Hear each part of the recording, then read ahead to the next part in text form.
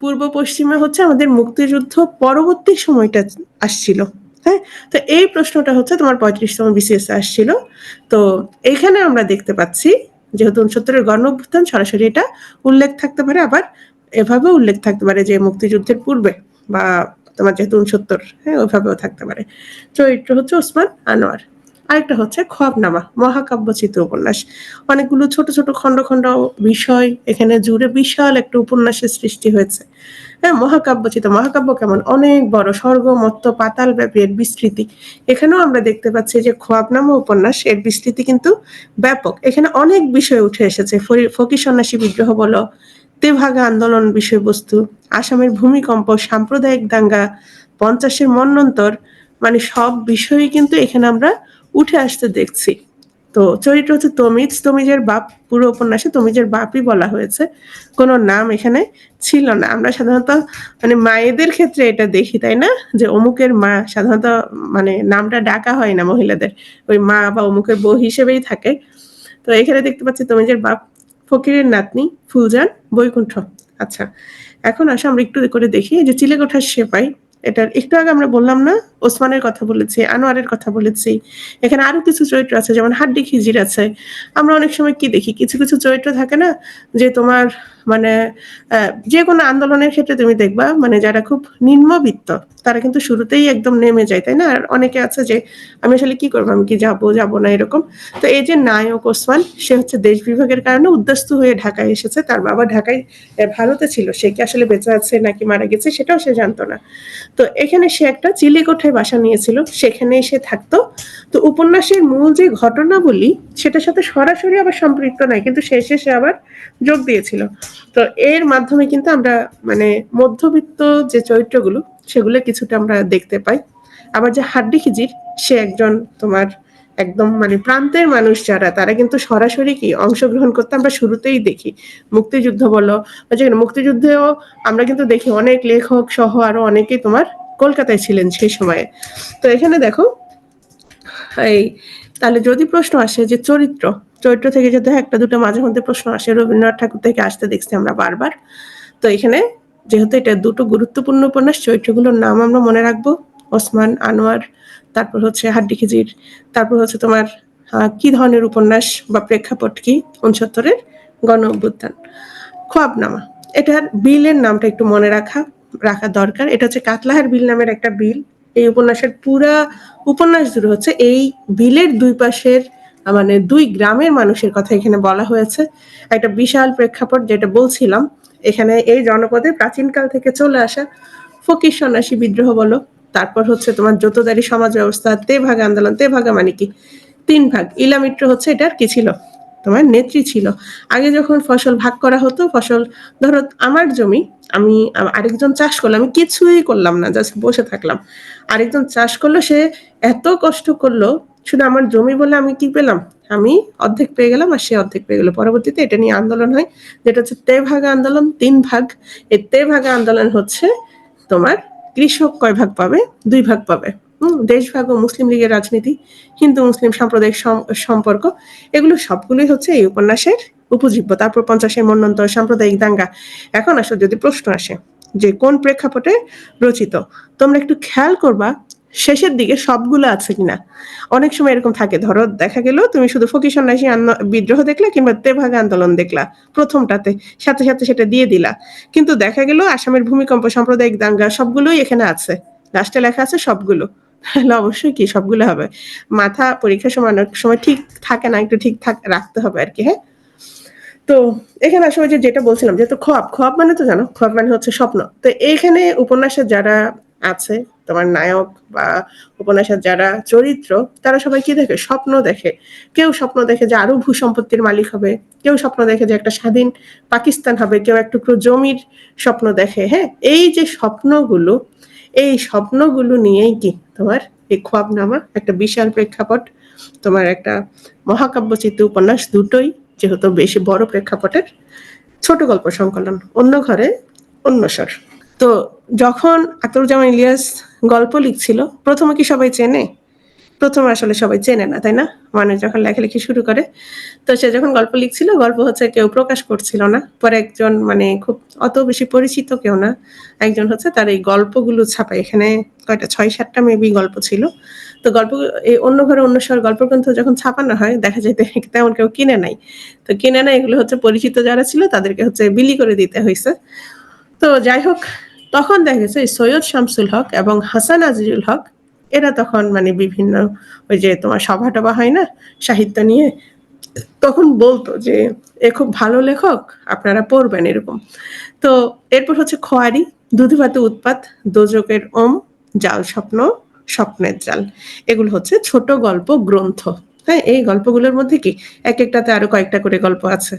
তো তার গল্পের অন্যতম প্রধান দিক হচ্ছে অ্যান্টি রোমান্টিকতা। আমরা যে চরিত্রগুলো দেখবা ওখানে কিন্তু প্রচুর গালাগালি আছে ওনার লেখায়। হ্যাঁ, প্রচুর গালাগালি কিন্তু আমরা দেখতে পাই। তো এখানে তোমার যে দরিদ্র জনগোষ্ঠী, হ্যাঁ, তাদের যে একটা ক্ষোভ থাকে সবসময়, হ্যাঁ, সমাজের উচ্চ শ্রেণীর যারা তাদের প্রতি। তো এই কারণে আমরা দেখতে পাচ্ছি যে ওনার গল্পের অন্যতম প্রধান দিক হচ্ছে অ্যান্টিরিয়তা। প্রচুর খিস্তি খেয়ে আছে ওনার গল্পগুলোতে।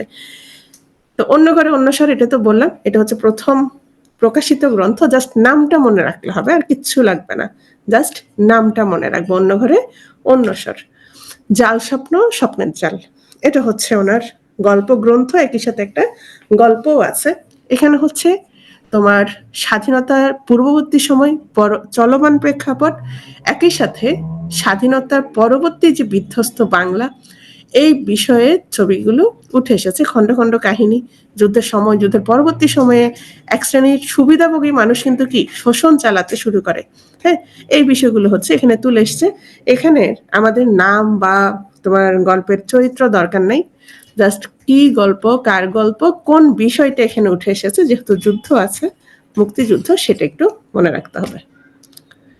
আচ্ছা, এখানে এই স্লাইডটা খুব ইম্পর্টেন্ট, যেহেতু মুক্তিযুদ্ধ ভিত্তিক। আমি আসলে জানি না সামনের বছরগুলোতে কতটুকু আসবে, তবে অবশ্যই আমরা একটু মনে রাখার চেষ্টা করব। একদম আসবে না তা কিন্তু না। তো রেইনকোট, আগেও তো একটা দুটোই আসতো। মিলির হাতে স্টেনগান, অপঘাত, জাল স্বপ্ন, স্বপ্নের জাল, এগুলো সবগুলো হচ্ছে ওনার মুক্তিযুদ্ধ ভিত্তিক গল্প।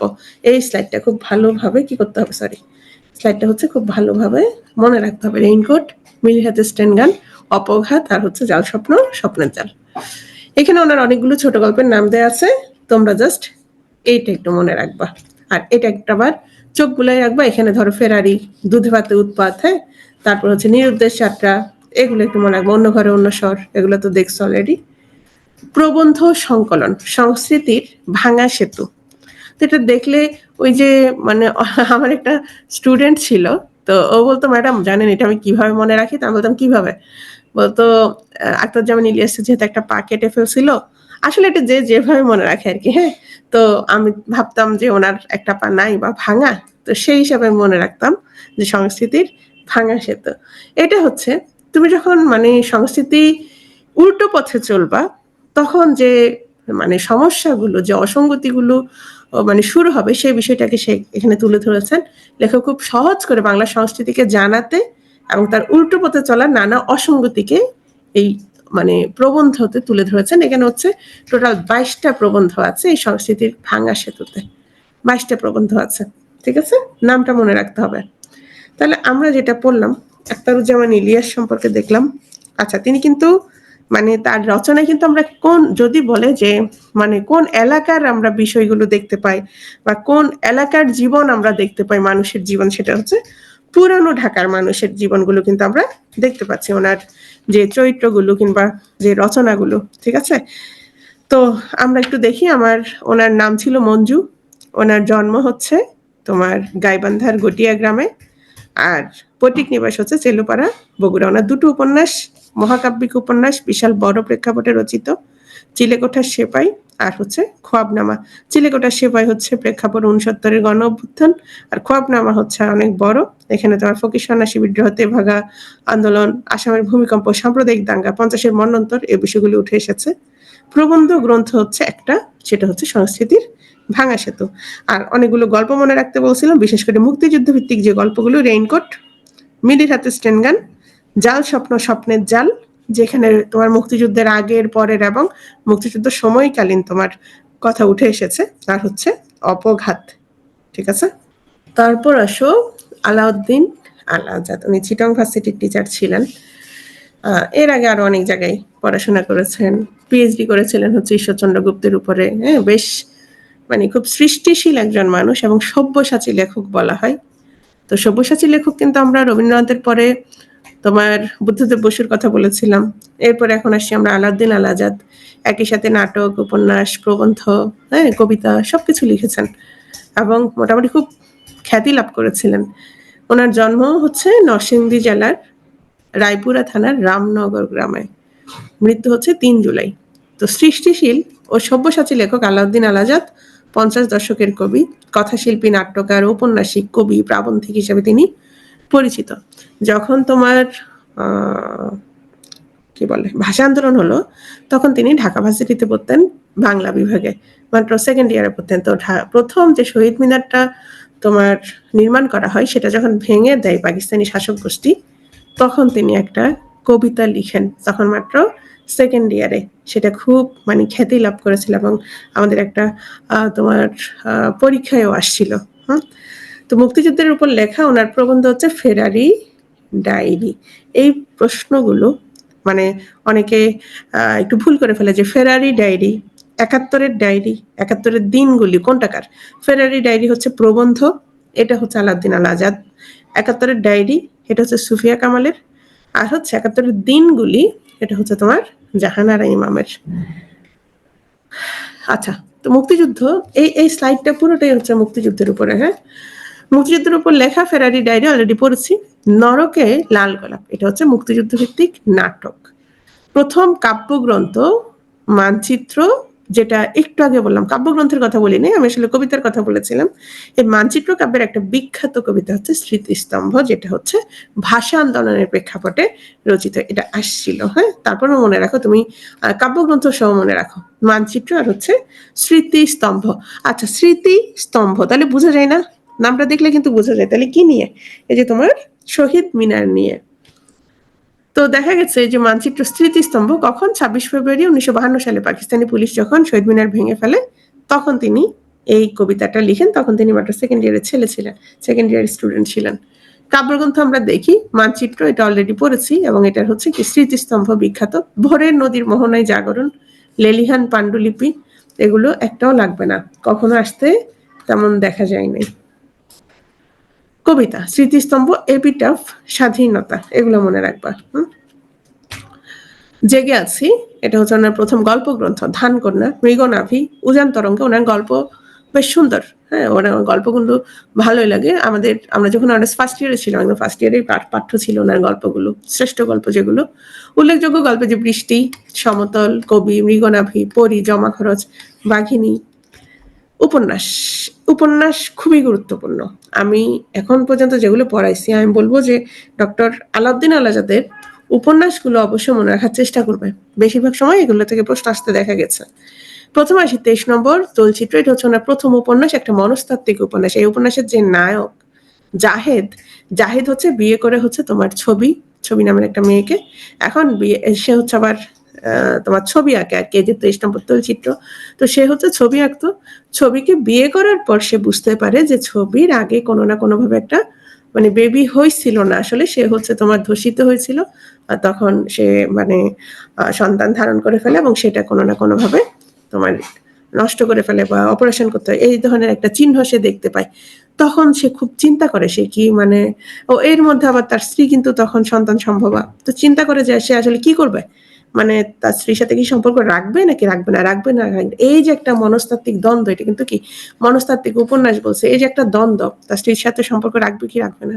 পরে কিন্তু সে বুঝতে পারে যে আসলে ধ্বংসের মাধ্যমে কোনো কিছু সম্ভব না, সবকিছু কি করতে হয়, গড়তে হয়। হ্যাঁ, ভালোবাসতে হয়। তো তার একটা মানে প্রদর্শনী ছিল, সে সেটা শেষ না করেই তার স্ত্রীর কথা এত মনে পড়তে থাকে, সে দেখো ওই দ্বিধা দ্বন্দ্ব সব দূর করে ফেলে। সে চিন্তা করলো কি না, ভালোবাসার মাধ্যমে কি সবকিছু গড়তে হবে। সে কি করলো, সে মানে প্রদর্শনী পুরো শেষ না করেই সে হচ্ছে তার স্ত্রীর কাছে চলে আসে। তো এটা খুব বিখ্যাত একটা উপন্যাস ছিল। এটা নিয়ে আবার পরে সিনেমা তৈরি হয়েছিল, সুভাষ দত্ত সিনেমা তৈরি করেছিল, সেটা হচ্ছে বসুন্ধরা নামে একটা সিনেমা। আসো কর্ণফুলী। এটা হচ্ছে ওনার শ্রেষ্ঠ উপন্যাস উপজাতীয়দের জীবন কাহিনী। এখানে একটা জিনিস মনে রাখবা, যদি বলে হয় কোন উপজাতীয় বা কাদের, হ্যাঁ, সেটা হচ্ছে চাকমাদের বিষয় ছিল, এবং এটা তোমার যেহেতু আঞ্চলিক মানে চাকমাদের ভাষাও ব্যবহার করা হয়েছিল, তো এটা খুব বিখ্যাত হয়েছিল সেই সময়। তো এখানের চরিত্র হচ্ছে তোমার রাঙামিলা, আর তার হচ্ছে প্রেমিক, আর হচ্ছে জলি রমজান, দরকার নেই, জাস্ট উপন্যাসের নামটা মনে রাখবা। হ্যাঁ, ক্ষুধা ও আশা, এটা হচ্ছে যুদ্ধ দুর্ভিক্ষ পীড়িত সামাজিক অবস্থায় সংগ্রামী মানুষের চিত্র নিয়ে তোমার রচিত। যেখানে দাঁড়িয়ে আছি আর অপর যোদ্ধারা, এটা হচ্ছে মুক্তিযুদ্ধ নিয়ে। হ্যাঁ, তো এই দুটো সম্পর্কে অনেক সময় প্রশ্ন আসে, 23 নম্বর তলচিত্র আর কর্ণফুলী থেকে মাঝে মাঝে প্রশ্ন আসতে দেখা গেছে। আচ্ছা, 23 নম্বর তলচিত্র, এখানে কাহিনীটা বলা হয়েছে, আমি ছোট করে তো অলরেডি তোমাদের বলে দিলাম মনে রাখার জন্য, এটুকুই মনে রাখো আপাতত। কর্ণফুলী, এটা অলরেডি বলেছি, চাকমাদের তোমার উপজাতীয়দের যেহেতু যে নায়িকা মানে সে হচ্ছে রাঙামিলা, সে কিন্তু চাকমা ছিল। হ্যাঁ, তাহলে এতটুকু হচ্ছে আমাদের আখতারুজ্জামান ইলিয়াস, সরি, আলাউদ্দিন আল আজাদ সম্পর্কে আমরা পড়লাম, জানলাম। এরপর আসো জহির রেহান। জহির রেহানের বাবা ছিল কলকাতার আলিয়া মাদ্রাসার প্রিন্সিপাল ছিলেন, এবং জহির রেহানও সে সময় তোমার মাদ্রাসাতেই ভর্তি করেছিলেন প্রথমে, কিন্তু পরবর্তীতে তারা যখন দেশ ভাগ হয় ঢাকায় চলে আসে। জহির রানের প্রকৃত নাম হচ্ছে আবু আবদার মোহাম্মদ জহিরুল্লাহ। যে কোনো সময় সবাই প্রকৃত নামটাম জেনে রাখবা, এই ধরনের প্রশ্ন মাঝে মাঝে আসে। ডাকনাম হচ্ছে জাফর। আর জহির রায়হান, এই যে রায়হানটা দেন, ওই যে জহিরুল্লাহ থেকে জহির রায়হান, জহির রায়হান দেন হচ্ছে কমরেড মনি সিং। তো এটা তো বললাম, ওনার কিন্তু দুইটা ওয়াইফ, অনেকে জানো হয়তো। কোহিনুর আক্তার সুচন্দ্রা হচ্ছে পরবর্তী স্ত্রী, প্রথম যিনি ছিলেন তিনি হচ্ছে সুমিত্রা দেবী, সুমিতা কি সুমিত্রা, আচ্ছা, উনি কিন্তু অভিনয় করতেন দুজনই। হ্যাঁ, আর এরা তো ওই যে সুচন্দা, 3 বোন জানো, সুচন্দা, তারপর হচ্ছে ববিতা, আর হচ্ছে চম্পা। তো জহির রায়হান হচ্ছে 52 সালে ভাষা আন্দোলনে সক্রিয়ভাবে অংশগ্রহণকার এবং গ্রেফতারও হন। আর তোমরা জানো কমিউনিস্ট পার্টির সাথে যুক্ত ছিলেন। এই কমিউনিস্ট পার্টির তোমার যে কমরেড মনি সিং, তিনিই মূলত এই রায়হান নামটা দিয়েছিলেন। তো প্রথম ওনার কিন্তু অনেক সিনেমা আমরা দেখি, জীবন থেকে নেওয়া, হ্যাঁ, একটা বিখ্যাত সিনেমা আমরা কিন্তু অনেকবার দেখেছি, তাই না? এই 1956 সালে জাগো হুয়া সাবেরা ছবিতে সহকারী পরিচালক হিসেবে কাজ করার মাধ্যমে চলচ্চিত্র জগতে প্রবেশ করেন। হ্যাঁ, তিনি হচ্ছেন সেখানে সহকারী পরিচালক ছিলেন, এটা কিন্তু নিজে তৈরি করেননি। শেষ বিকেলের মেয়ে, এটা হচ্ছে ওনার উপন্যাস, প্রথম প্রকাশিত উপন্যাস, সবগুলো মনে রাখতে হবে, টিএম। হ্যাঁ, শেষ বিকেলের মেয়ে, এটা হচ্ছে প্রথম প্রকাশিত উপন্যাস, 1000 বছর ধরে আমাদের পাঠ্য ছিল, তাহলে তোমাদের হয়তো থাকার কথা, এবং এটাকে ধরা হয়ে থাকে ওনার শ্রেষ্ঠ উপন্যাস। এটার একটা বিখ্যাত উক্তি, রাত বাড়ছে 1000 বছরের পুরনো সে রাত। আরেক ফাল্গুন, আচ্ছা, আমরা জানি ভাষা আন্দোলন হয়েছিল 21শে ফেব্রুয়ারি, রাইট? কিন্তু বাংলা সাল কোনটা জানো? বাংলা সাল হচ্ছে, বাংলা সাল তো সহজ, বা 593 বিয়োগ দিবা, কিন্তু তারিখ কোনটা?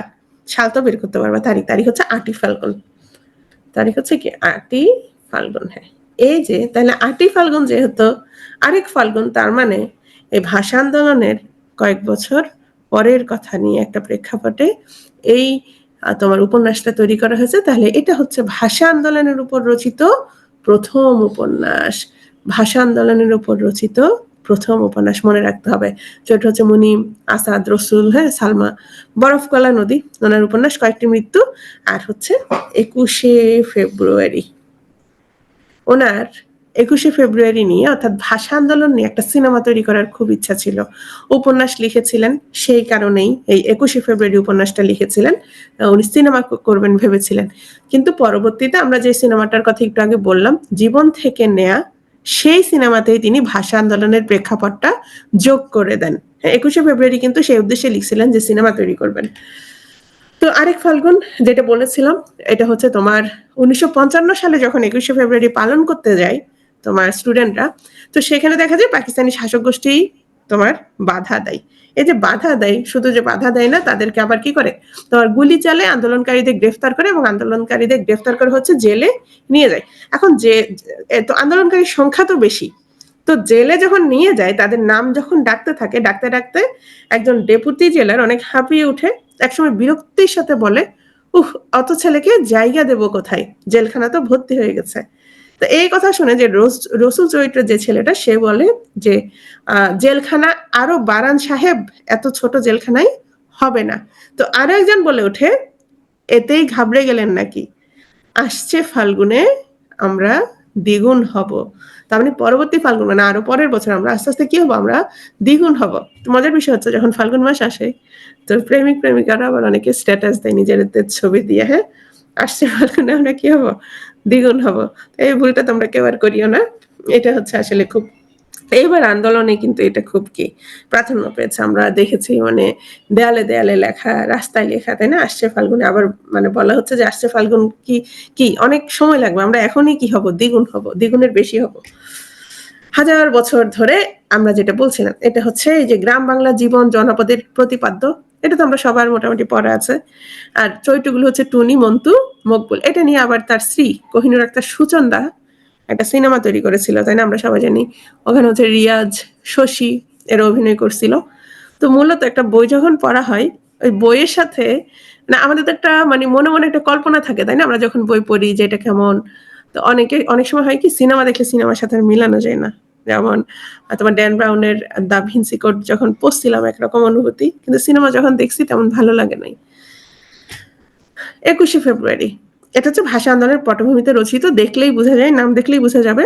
তো যেটা বলছিলাম, উনি একটা সিনেমা তৈরি করতে চেয়েছিলেন, যার কারণে 1970 সালে এটা লিখেছেন, কিন্তু পরবর্তীতে এই যে জীবন থেকে নেওয়া সিনেমাতে হচ্ছে তিনি ভাষা আন্দোলনের প্রেক্ষাপটটা যোগ করেছিলেন। সূর্যগ্রহণ, আচ্ছা এটা হচ্ছে একটা গল্প গ্রন্থ। এই গল্পে হচ্ছে তোমার 52 ভাষা আন্দোলনের বিষয়টা উঠে এসেছে।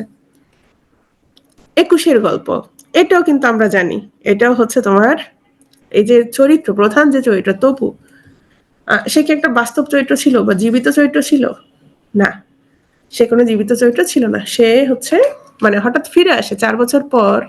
তপুর সহপাঠীরা যখন কঙ্কাল নিয়ে গবেষণা করে, হঠাৎ দেখতে পায় যে একটা কঙ্কালের পা ছোট আর কপালে ছিদ্র।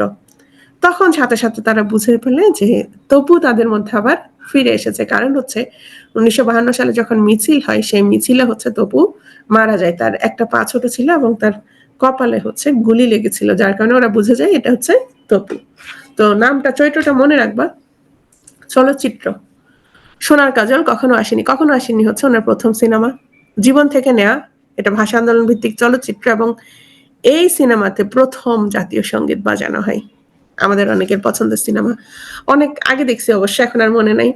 না মনে আছে, মানে অনেকবার দেখছিলাম, কিন্তু রিসেন্টলি আসলে আর দেখা হয়নি, যেহেতু তখন শুক্রবারে সিনেমা দেখা হতো জাতীয় দিবসগুলোতে, যখন তোমার 26শে মার্চ কিংবা বিজয় দিবসে সিনেমা দেখানো হতো। হ্যাঁ, এখন তো আর এভাবে দেখা হয় না। সিনেমা দেখা হয় কিন্তু এরকম করে আর দেখা হয় না আর কি। কাঁচের দেয়াল, আনোয়ারা, বেহুলা, বাহানা। বাহানা হচ্ছে উর্দু ছবি, উর্দু সিনেমা, আর এটা তার প্রথম সিনেমাস্কোপ ছবি। আর সঙ্গম, সিনেমাস্কোপ বলতে ওই মানে ওরা যে ভিডিওগুলো করে, তো বিভিন্ন মানে ভিডিও ক্যামেরার কথা এখানে বলা হয়েছে। সঙ্গম, সমস্ত পাকিস্তানের প্রথম রঙিন সিনেমা হচ্ছে সঙ্গম। লেট দেয়ার বি লাইট, আচ্ছা এই সিনেমাটা নিয়ে কিন্তু এখনো কথা হয়। সেটা হচ্ছে উনি বলেছিলেন এই সিনেমাটা যখন করবেন, তো মহরত হয় না সিনেমার, তো ইন্টারকন্টিনেন্টালে হোটেলে তিনি বলেছিলেন এটা ওনার স্বপ্নের সিনেমা, মানে এটার মতো এত সুন্দর সিনেমা আর হবে না, এটা ওনার স্বপ্নের সিনেমা। তো উনি হচ্ছেন যেহেতু খুব বেশি মেধাবী ছিলেন, উনি হচ্ছে চিত্রনাট্য লিখে রাখতেন না, এমনকি যে সংলাপগুলো তিনি কি করতেন, সাথে সাথে দিতেন।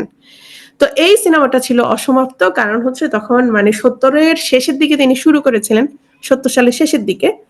যেহেতু যুদ্ধ শুরু হয়ে যায়, তিনি এটা শেষ করতে পারেন নাই, কিন্তু অনেকটুকু অভিনীত হয়ে গিয়েছিল। এখানে হচ্ছে তোমার ববিতা প্রথমে, পাকিস্তানি নায়ক হচ্ছে পাকিস্তানি নায়ক, আর নায়িকা হচ্ছে ববিতা।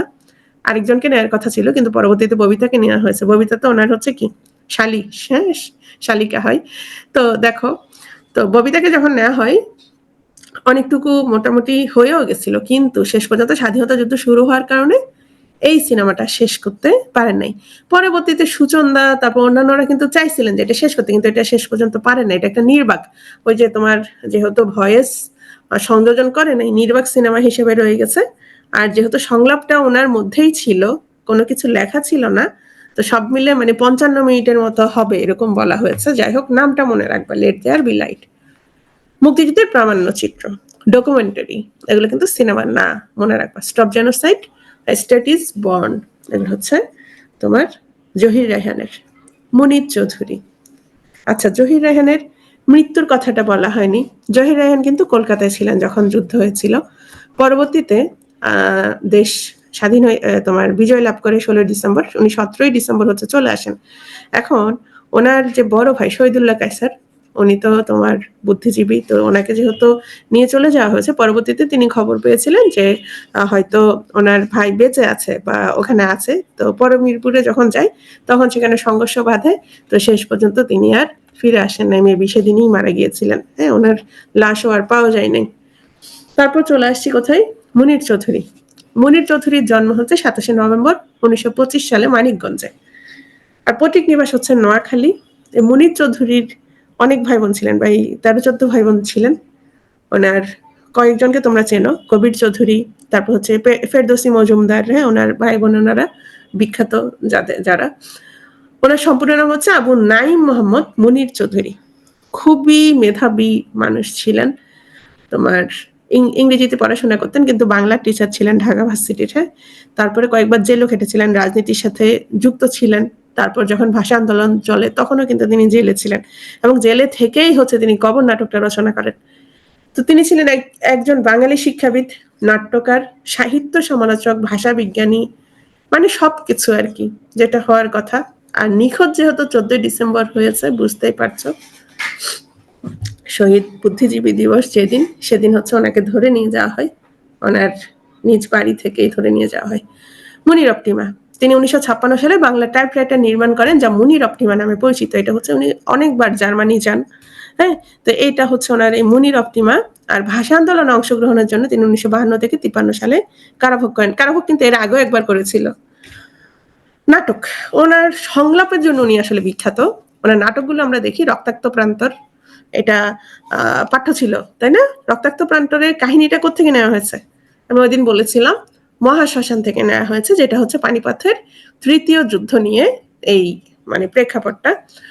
ট্র্যাজেডি, ট্র্যাজিক নাটক। কবর, কবর হচ্ছে পটভূমি ভাষা আন্দোলন, পলাশী ব্যারাক ও অন্যান্য মানুষ। এটা হচ্ছে প্রেক্ষাপট হচ্ছে 1946-এর সাম্প্রদায়িক দাঙ্গা। চিঠি, তারপর হচ্ছে দণ্ডকারণ্য, এখানে তিনটা নাটক আছে। দণ্ড, দপ্তধর না, এটা দণ্ডধর। হ্যাঁ, এটা দণ্ডধর। হ্যাঁ, ওকে, দণ্ডধর আর হচ্ছে দণ্ডকারণ্য। এগুলো হচ্ছে না নাটক, টিএম করতে হবে, নামগুলো মুখস্থ রাখতে হবে।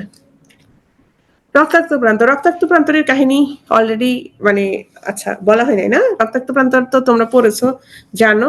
এখানে হচ্ছে তোমার মুসলিম যোদ্ধা হচ্ছে ইব্রাহিম কাদরি মুসলিম শিবিরে চাকরি না পেয়ে মারাঠা কর্তৃক চাকরি পায়, এবং সেখানেই হচ্ছে তাদের পক্ষ হয়ে যুদ্ধ করে। কিন্তু ইব্রাহিম কাদরির স্ত্রী, সে হচ্ছে আবার মুসলিম শিবিরে ছিল, জোহরা, যে মন্ডুবেগ ছদ্মনাম ধারণ করে। কিন্তু ইব্রাহিম কাদরিকে যখন সে ফিরাই আনার চেষ্টা করে, ইব্রাহিম কাদরি বিশ্বাসঘাতকতা করে না। কেন? কারণ সেই সময় তাদের যে তখন দুর্দিনে সে কি পেয়েছিল, তাদের মারাঠারা তাকে চাকরি দিয়েছিল। তো সে হচ্ছে মারাঠাদের জন্য মানে জীবন দিয়ে কৃতজ্ঞতা প্রকাশ করে। তো এই যে ইব্রাহিম কাদরির যে মৃত্যু, নাটকটিটা একটা কি আমরা একটা দেখি যে এটা কি ট্র্যাজেডিতে পরিণত করে বিষয়বস্তুটাকে, এবং এটা একটা ঐতিহাসিক নাটক, ইতিহাস আশ্রিত ট্র্যাজেডি নাটক। এটা একটা বিখ্যাত উক্তি হচ্ছে, মানুষ মরে গেলে পচে যায়, বেঁচে থাকলে বদলায়, কারণে অকারণে বদলায়। কবর, আচ্ছা কবরের কথা বলেছিলাম। তো সেই সময় বিপ্লবী রণেশ দাশগুপ্ত হচ্ছে জেলে ছিলেন। তো তিনি যখন জেলে ছিলেন, তিনিও লেখক ছিলেন, বামপন্থী লেখক ছিলেন। তিনি হচ্ছেন তোমার মুনির চৌধুরীকে অনুরোধ করে যে কবর নিয়ে একটা নাটক লেখার জন্য। তো মুনির চৌধুরী যখন কবর নিয়ে নাটক লিখে, নাটকটা এমন ভাবে লিখে, এখানে কিন্তু নারী চরিত্র নাই, এবং পরিবেশটা কি, পরিবেশটা অনেকটা অন্ধকার টাইপের। মানে নাটক যেহেতু তোমার মঞ্চায়িত হওয়ার জন্য লেখা হয়, তো নাটকটা এমন ভাবে লিখেছিলেন যেন এটা জেলখানাতেই কি করা যায়, তোমার মঞ্চায়ন করা যায়। হ্যাঁ, নারী চরিত্র রাখে নাই। তো এটা হচ্ছে তোমার আমরা তো জানি যেহেতু ভাষা আন্দোলনের বিষয়বস্তু নিয়ে যারা গুলিতে নিহত হয়েছে, তাদের নিয়েই হচ্ছে তোমার এই নাটকের কাহিনী। তো এটা হচ্ছে তিনি রচনা করেছেন হচ্ছে ওই যে 52 সালের তখনই রচনা করেন পরবর্তীতে। কিন্তু এটা তোমার প্রথম মানে সরি 52 পটভূমিতে রচনা করা হচ্ছে 17 জানুয়ারি 1953। এখন আসো, যেহেতু 17 জানুয়ারি 1953 সালে এটা রচনা করেন, তাহলে এটা মঞ্চায়িত কখন হবে? যে 53 সালে তোমার 21শে ফেব্রুয়ারিতেই হচ্ছে প্রথমবারের মতো এটা মঞ্চায়ন হবে, এবং কোথায়? কারাগারে রাজবন্দী যারা ছিল তাদের মাধ্যমে। তো এখানে হচ্ছে আমরা কবর নাটকে দেখতে পাই যে রাষ্ট্রভাষা বাংলা দাবির মিছিলে যখন পুলিশ গুলি করে এবং কারফিউ জারি করে, তখন হচ্ছে এই গুলিবিদ্ধ লাশ গুম করার জন্য দায়িত্ব দেওয়া হয় পুলিশ ইন্সপেক্টর হাফিজ এবং নেতাকে। তোমরা তো নাটকটা পড়ে থাকার কথা। তো এটা যেহেতু তোমার জেলখানাতেই মানে ইয়া করা হবে, মঞ্চায়িত করা হবে, এজন্য এখানে কোনো নারী চরিত্র ছিল না এবং ওভাবেই হচ্ছে মানে মঞ্চায়নও করা হয়েছে একদম অন্ধকার ঘুটঘুটে, ওভাবেই হচ্ছে ওখানে রচনা করা হয়, ওভাবেই হচ্ছে ওখানে মঞ্চায়ন করা হয়। অনুবাদ নাটক টিএম করে ফেলতে হবে। হ্যাঁ, অনুবাদ নাটকগুলো দেখো, রূপার কোটা অনেক সময় আসে যে নিচের কোনটি তোমার মনির চৌধুরীর অনুবাদ নাটক। রূপার কোটা, গলসওয়ার্দি, দ্য সিলভার বক্স, নাম দেখলে বোঝা যাবে যেহেতু সিলভার বক্স আছে তাহলে কি রূপার কোটা। কেউ কিছু বলতে পারে না, এটা হচ্ছে বার্নার্ড শোয়ের ইউ নেভার ক্যান টেল। মুখরা রমণী বশীকরণ, শেক্সপিয়র আছে। আমরা এর আগে কিন্তু ঈশ্বরচন্দ্র বিদ্যাসাগরেরও কিছু গ্রন্থ পড়েছিলাম, তাই না? ওখানে ছিল কি তোমার মনে আছে কারো? কমেডি অফ এরর্স, ভ্রান্তিবিলাস, মুখরা রমণী বশীকরণ, দ্য টেমিং অফ দ্য শ্রু, আর হচ্ছে ওথেলো। এটা হচ্ছে অসমাপ্ত ছিল, পরবর্তীতে ওনার বড় ভাই কবির চৌধুরী হচ্ছে বাকি অংশ অনুবাদ করে। ওথেলো হচ্ছে কার? শেক্সপিয়রের। প্রবন্ধ, মীর মানস, প্রবন্ধ আরো আছে, জাস্ট এটা মনে রাখবা, মীর মানস। শওকত ওসমান, ওনার প্রকৃত নাম হচ্ছে শেখ আজিজুর রহমান। জন্ম হচ্ছে 1917 সালে হুগলিতে, আর মৃত্যু হচ্ছে 1998 সালে ঢাকায়। ওনার উপন্যাসগুলি একটু খেয়াল করো। বনি আদম, এটা হচ্ছে ওনার প্রথম লিখিত উপন্যাস। তারপর হচ্ছে জননী, এটা হচ্ছে গ্রন্থাগারে প্রকাশিত প্রথম উপন্যাস। কৃতদাসের হাসি, তারপর হচ্ছে জলাঙ্গি, জাহান্নম, অনেকে বলে যে জাহান্নাম, জাহান্নাম না কিন্তু জাহান্নম হইতে বিদায়। হ্যাঁ, নেকড়ে অরণ্য, তারপর হচ্ছে চৌরসন্ধি। যেটা বলছিলাম, ওনার উপন্যাসগুলো একটু ভালোভাবে মনে রাখতে হবে। এখানে কিন্তু তোমার মুক্তিযুদ্ধ ভিত্তিক উপন্যাসও আছে। আরেকটা বিষয় মনে রাখবা, সেটা হচ্ছে এই যে বনি আদম, এটা তো ওনার উপন্যাস, সেটা হচ্ছে মূর্ধন্য দিয়ে লিখবা। হ্যাঁ, আরেকটা আছে বনি আদম, এটা হচ্ছে তোমার কাব্যগ্রন্থ গোলাম মোস্তফার। জননী, জননী শুধু নামটা মনে রাখবা, আর কিচ্ছু লাগবে না। জননী শুধু উপন্যাসের নামটাই মনে রাখবা। এখানে হচ্ছে তোমার সন্তানের মঙ্গল আকাঙ্ক্ষা এবং নিরাপত্তার জন্য একজন মা যে মানে কত ধরনের পথ অবলম্বন করতে পারে সে বিষয়টা হচ্ছে এই উপন্যাসে তুলে ধরেছেন।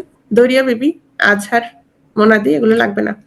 কৃতদাসের হাসি খুব ইম্পর্টেন্ট, এটা লাগবে। হ্যাঁ, এটা ইম্পর্টেন্ট, এটা চরিত্রগুলো লাগবে। এটা একটা প্রতিকাশ্রয়ী উপন্যাস। মেনলি হচ্ছে এখানে যে চরিত্রগুলো, কৃতদাস হচ্ছে তাতারি, আর তার যে মানে বাদী মেহেরজানের প্রণয়, এখানে কৃতদাস তাতারি, তাতারি স্ত্রী হচ্ছে মেহেরজান। তো তারা যখন একদিন হাসাহাসি করে, তখন হচ্ছে বাচ্চা হারুনুর রশিদ এখানে অত্যাচারী হিসেবে দেখানো হয়। এই বাচ্চা হারুনুর রশিদ সেটা দেখে ফেলে হচ্ছে তাতারিকে গৃহবন্দী করে, আর হচ্ছে তার স্ত্রীকে সে বিয়ে করে ফেলে।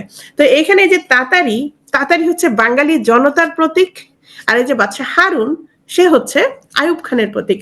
এবং মজার বিষয় হচ্ছে বাচ্চা হারুন এখানে আইয়ুব খানের প্রতীক, সে তো তাতারিকে অত্যাচার করে, সে কিন্তু জিজ্ঞেস করে বারবার যে তুমি তাহলে এখন হাসো না কেন? তাতারি তো হাসি বন্ধ হয়ে যায় তাকে যখন মানে এইভাবে অত্যাচার করে ধরে নেওয়া হয়।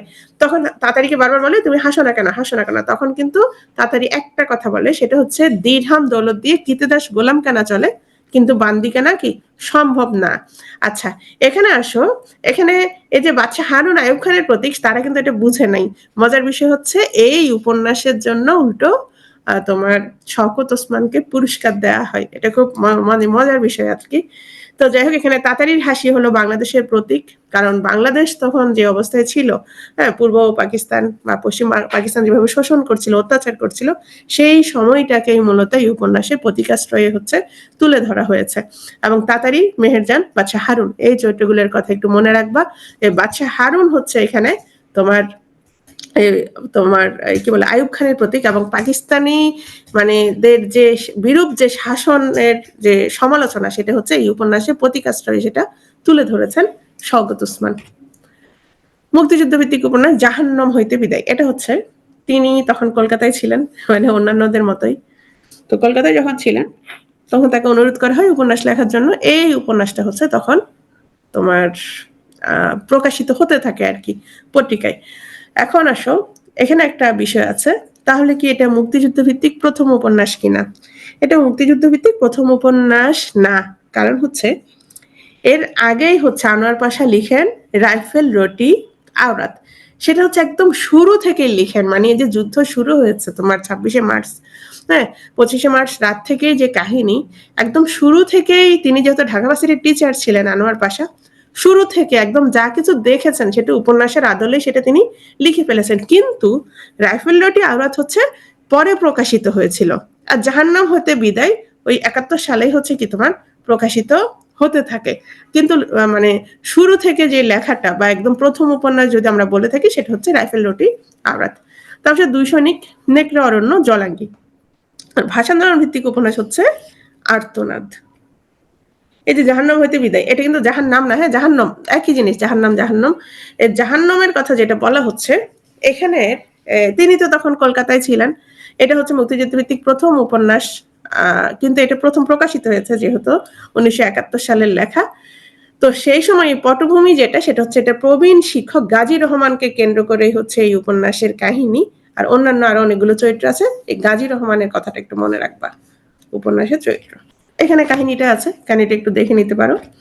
জলাঙ্গি, এটা হচ্ছে উপন্যাসে একটা গ্রাম্য কৃষক পরিবারের শহরের পড়ুয়া ছাত্র জমির আলীর মুক্তিযুদ্ধে অংশগ্রহণ এবং তার পরিবারের যে চালচিত্র সেটা উপস্থাপিত হয়েছে। তাহলে এটাও কি মুক্তিযুদ্ধ ভিত্তিক উপন্যাস। এখন আসো উপন্যাসের গুরুত্বপূর্ণ চরিত্র, দরকার নাই, শুধু দুটো মনে রাখবা, একটা হচ্ছে কৃতদাসের হাসি আর একটা হচ্ছে জাহান্নাম হতে বিদায়। কৃতদাসের হাসিতে যদি বলা হয় যে কৃতদাস কে, কৃতদাস হচ্ছে তাতারি, এ তাতারির স্ত্রী হচ্ছে মেহেরজান। তাদের হাসাহাসি, তাদের ভালোবাসা বাদশা হারুনের সহ্য হয় নাই, সে কি করছে মেহেরজানকে নিয়ে আসছে, তাতারিকে গ্রেফতার করছে জোর করে, বলে তুমি হাসো। তাতারি তার হাসি আসে না, এটাই হচ্ছে মূল কাহিনী। এখানে বাদশা হারুন হচ্ছে আয়ুব খানের প্রতীক। জননী, জননী লাগবে না, জাহান্নাম হইতে বিদায় হচ্ছে গাজী রহমান। ছোট গল্প, ঈশ্বরের প্রতিদ্বন্দ্বী আর হচ্ছে পিজরাপল। প্রবন্ধ গ্রন্থ, এটা কার সাথে মিলে যায় বলতো? এটা মিলে যায় হচ্ছে আখতারুজ্জামান ইলিয়াসের যে সংস্কৃতির ভাঙা সেতু সেটার সাথে। তো সংস্কৃতির ভাঙা সেতু এজন্যই আসলে ওভাবে মনে রাখতে বলেছিলাম। আর প্রবন্ধ গ্রন্থ শওকত ওসমানের, এটা হচ্ছে সংস্কৃতির চড়াই উতরাই। ঠিক আছে, এটা এই দুটো কিন্তু ইম্পর্টেন্ট। এটা হচ্ছে সংস্কৃতির চড়াই উতরাই। চলে আসছি শরৎচন্দ্র চট্টোপাধ্যায়। যদি বলা হয় বাংলা সাহিত্যে কোন লেখকের বই সবচেয়ে বেশি পড়া হয়েছে, কে মানে সবাই বলছে, যদি তোমাদের মানে ঘর বাড়ি হাতড়ায় দেখো দেখবো যে তোমার হয় ফুপুর, দাদার, বাপের, হ্যাঁ বড় বোনের কারো না কারো কাছে কি আছে, শরৎচন্দ্রের কোনো না কোনো একটা বই আছে, কোন একটা উপন্যাস আছে। তো বলা হয়ে থাকে তিনি হচ্ছে মানে জনপ্রিয় কথা সাহিত্যিক, অপরাজেয় কথা শিল্পী এবং সবচেয়ে জনপ্রিয়, যার বই সবচেয়ে বেশি পঠিত হয়েছে তিনি হচ্ছেন শরৎচন্দ্র চট্টোপাধ্যায়। কিন্তু ওনার সম্পর্কে বিসিএস এ প্রশ্ন বেশি আসে না কম আসে? কম আসে। গত কয়েক বছরে খুব একটা বেশি প্রশ্ন আসতে দেখা যায় নাই, দু একবার প্রশ্ন আসছে, খুব কম আসছে। ওনার জন্ম হচ্ছে 1876 সালে হুগলিতে, ভারতে, আর মৃত্যু হচ্ছে 1938 সালে। ওনার অনেকগুলো ছদ্মনাম আছে। সেই সময় বিভিন্ন কারণে মানুষ ছদ্মনাম লিখত, মানে ব্যবহার করত, কখনো রাজনৈতিক কারণ, কখনো রাষ্ট্রীয় রোষ থেকে আত্মরক্ষা। হ্যাঁ, তো এই শরৎচন্দ্র চট্টোপাধ্যায়ও বিভিন্ন লেখায় 7টা ছদ্মনাম ব্যবহার করেছেন। বিভিন্ন সময় বিভিন্ন ওনার বোনদের নামও ব্যবহার করেছেন। অনিলা দেবী, অপরাজিতা দেবী, শ্রী চট্টোপাধ্যায়, অনুরূপা দেবী। তো এগুলোর মধ্যে এই অনিলা দেবী সম্পর্কে একবার আসছিল। যে অনিলা দেবী কার ছদ্মনাম, এটা হচ্ছে শরৎচন্দ্র চট্টোপাধ্যায়ের ছদ্মনাম। শরৎচন্দ্র, ও যেটা বলছিলাম, উনি হচ্ছে সবচেয়ে জনপ্রিয়। আর বর্তমানে সবচেয়ে জনপ্রিয় কে জানো? এখন পর্যন্ত হচ্ছে হুমায়ুন আহমেদ। আর কালজয়ী লেখক যদি বলা হয় কাউকে, তিনি হচ্ছেন মানিক বন্দ্যোপাধ্যায়। উপন্যাস বড় দিদি, এটা হচ্ছে প্রথম প্রকাশিত ভারতী পত্রিকায়। মানে আমি যখন অনেক ছোট ছিলাম তখন 9 10 মনে হয় পড়ি, তো আমার আব্বারা সবসময় বলতো বড় দিদির কথা, বড় দিদি খুব সুন্দর, ফুপুরা বলতো। তো বড় দিদি যখন পড়ি আমার নিজেরই এত ভালো লাগে, তো আমি আবার হচ্ছে আমার দাদার বংশে, নানার বংশ হচ্ছে মানে সবার বড়। তা আমার মনে হইতো কি মানে আমি ওই টাইপের একজন বড় দিদি। যাই হোক, এই ওনার কিছু উপন্যাস আছে মানে খুব একটা বড় না, মানে অনেকটা বড় গল্প একটু বড় হয়ে গেলে যেমন হয় তেমন, পুরোপুরি বিশাল বড় না। বড় দিদিও কিন্তু অনেক বেশি বড় না।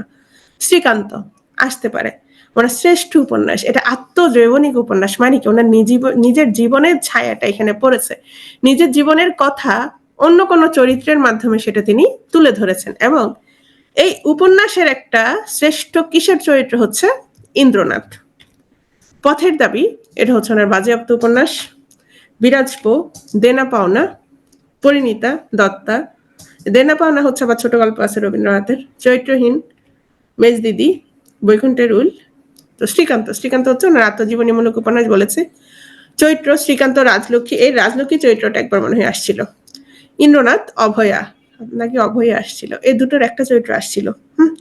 এখানে আমরা দেখতে পাচ্ছি উপন্যাসের যে প্রধান চরিত্র শ্রীকান্ত, তার মাধ্যমে হচ্ছে লেখকের ব্যক্তি জীবন প্রতিফলিত হয়েছে, যার কারণেই আমরা এটাকে বলছি হচ্ছে আত্মজৈবনিক উপন্যাস। তো ভ্রমণ কাহিনী লক্ষণাদ্র এই উপন্যাসের খণ্ডগুলো বিচ্ছিন্ন কাহিনীর সমষ্টি। হ্যাঁ, যেহেতু এখানে হচ্ছে তোমার ওই যে লেখকের জীবন মূলত ফুটে উঠেছে, তবে প্রতিটি খণ্ড শ্রীকান্তের স্মৃতিচারণ সূত্রে আবদ্ধ এবং লেখকের বর্ণনা গুণে হয়ে উঠেছে প্রাণবন্ত। খুব সুন্দর। তোমাদের কারো পড়া আছে কিনা জানি না। উপন্যাসের প্রধান চরিত্র হচ্ছে শ্রীকান্ত। আর আমরা যেটা মনে রাখবো যদি বলা হয় যে মানে শ্রেষ্ঠ কিশোর চরিত্র, সেটা হচ্ছে ইন্দ্রনাথ। ঠিক আছে। গৃহদাহ, আচ্ছা গৃহদাহ হচ্ছে মানে আমরা যে তোমার যে চোখের বালি বললাম না, অনেকটা ওই রকম।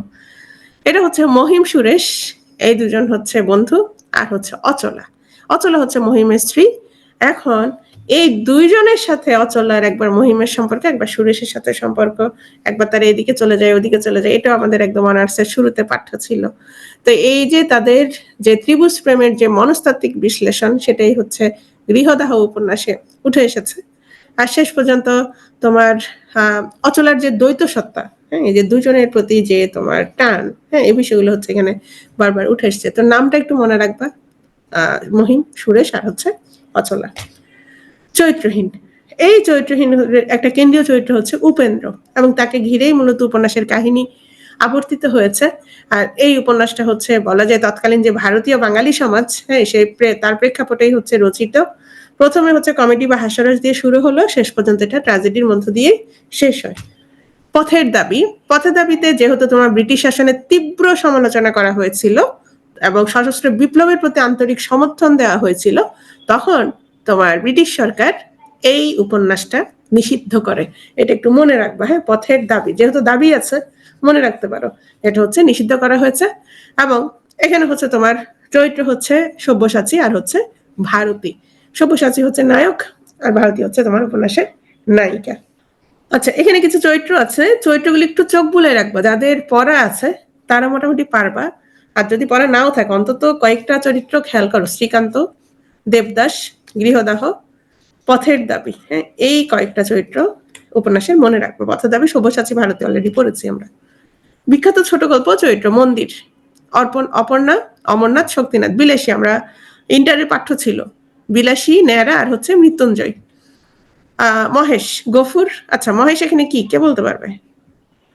মহেশ কি কারোর নাম? গরু, ছাগল, মহিষ?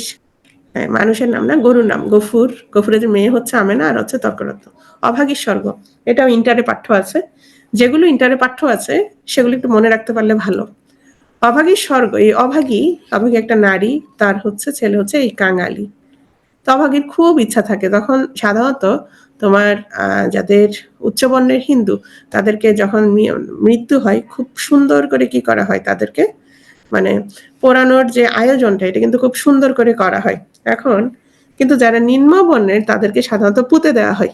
তো অভাগীর খুব ইচ্ছা ছিল তার মুখে কি দেওয়া হবে, মানে আগুন দেওয়া হবে। এখন সে তো খুবই গরিব, আর কাঙালি তার একটা মাত্র ছেলে। তো সে হঠাৎ করে মারা যায়। এখন কাঙালি তো কিছুই বুঝতো না, কারণ তার সবকিছু হচ্ছে মা করে দিত।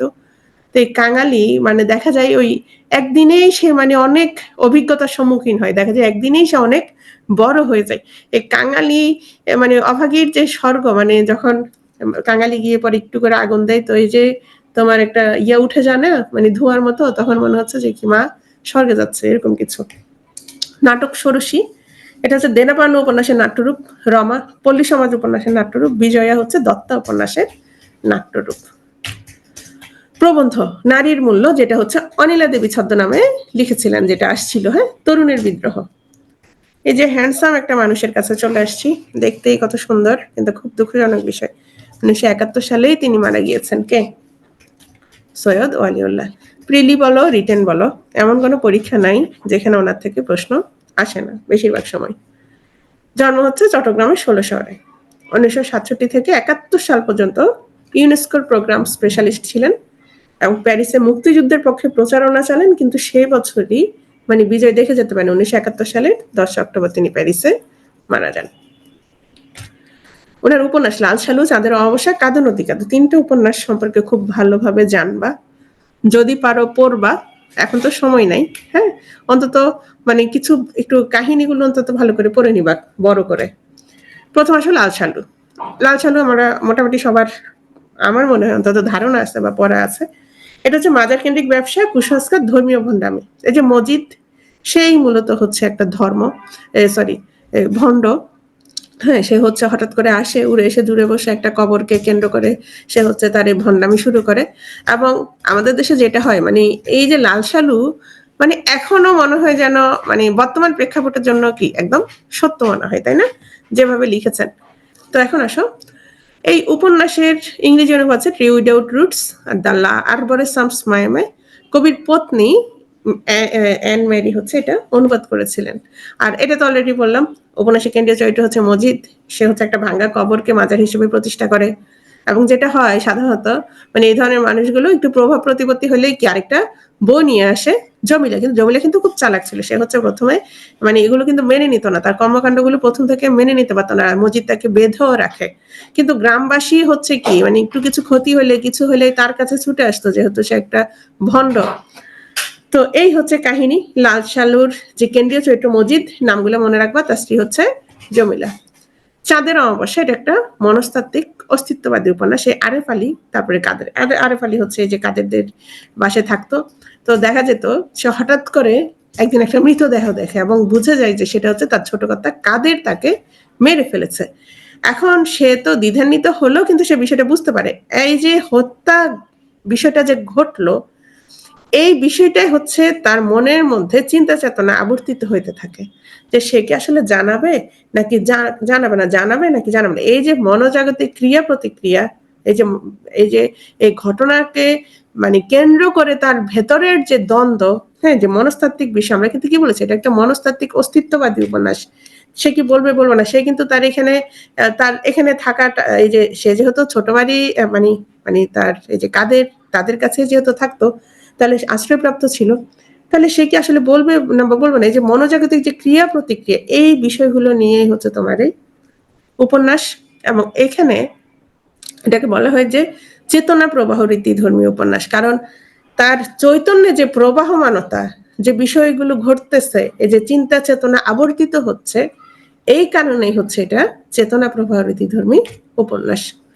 এবং কাঁদো নদী কাঁদো, এটাও সেম। এবং এই কারণে ওনাকে বলা হয়ে থাকে বাংলা সাহিত্যে তিনি প্রথম মানে চেতনা প্রবাহ রীতিতে মানে উপন্যাস বা উপন্যাস লিখেছেন বা লেখালেখি শুরু করেছেন। এটা চেতনা প্রবাহ রীতিতে লেখা, বর্ণনাকারীর মধ্যে আমরা যে বহুবিধ চিন্তা চেতনা, যে অনুভূতিগুলো চলে, হ্যাঁ, সেটাই মূলত চিত্রিত করার চেষ্টা করেছেন। এখানে চরিত্র হচ্ছে মুস্তফা আর হচ্ছে খোদেজা, নামগুলো মনে রাখবা জাস্ট। গল্পগ্রন্থ হচ্ছে নয়নচারা, দুই তীর ও অন্যান্য গল্প।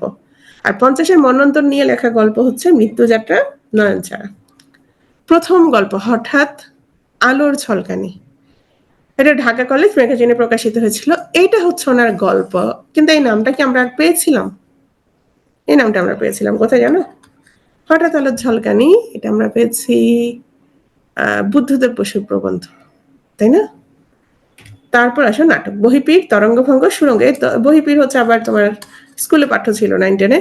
বহিপীর, তরঙ্গভঙ্গ আর হচ্ছে সুরঙ্গ। চলচ্চিত্র, ওনার যে সিনেমা লাল সালু, এটার সিনেমা নির্মাণ করেন হচ্ছে পরিচালক তানভীর মোকাম্মেল। এতটুকু হচ্ছে আমাদের আজকের আলোচনা।